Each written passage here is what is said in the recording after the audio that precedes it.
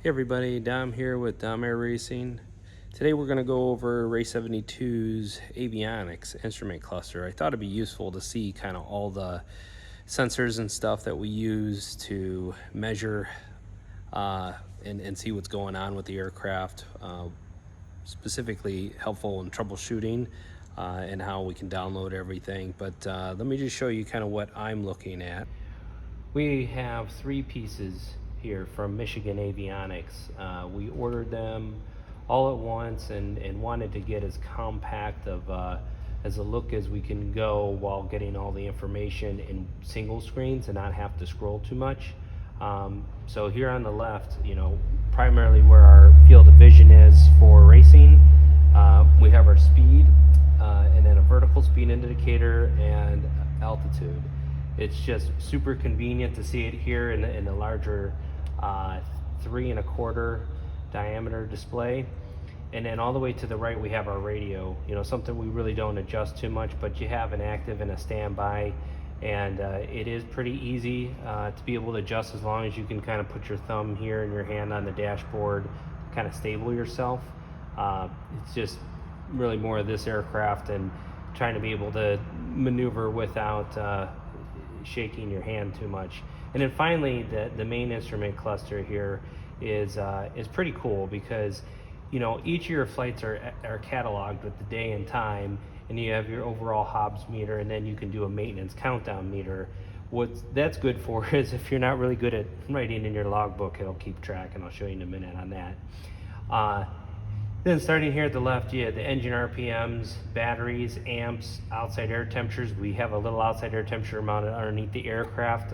It does fluctuate with the amount of heat coming off the engine, but it's never really more than 10 degrees hotter than that. Of course, oil temp is very important and oil pressure is very important. All of these parameters, you can set the max and min of them, and so you know when you want to have it alarm. So right now, there's some blinking lights because they're in the bottom range. Next, so we actually have these, and this is my bad on the wiring. We have our CHTs and our EGTs switched, but it'll cycle through all 4 cylinders independently. Fuel flow in gallons per hour, fuel level, fuel pressure, and it'll estimate your time remaining. So one of the most useful tools I have in the menu is the flight log, and as I mentioned, I can go in here and I can see all the flights that I've taken, and you just scroll through.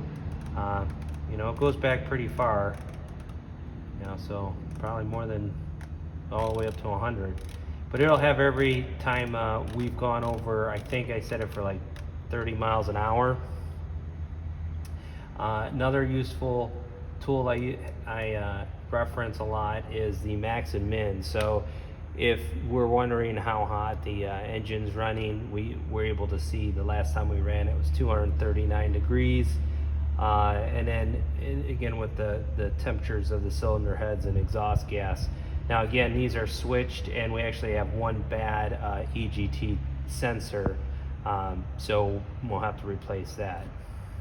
But this is fully programmable, which is obviously one of the great features of it. But if you had 2 engines, like I mentioned, the EGT and CHT setup, the fuel manifold, if you had a manifold pressure, oil temp, oil pressure, it goes into other analog and volt setup, outside air temp, and an ECU if you had more. Now this could tether to a GPS. This particular model isn't capable of doing that, but the other model that is essentially the same exact thing. So like I said, this is kind of like a really cool tool. Everything downloads to this SD card here, and you just put it in a USB or your computer, and you're ready to go. All right, that's an overview of the Michigan Avionics.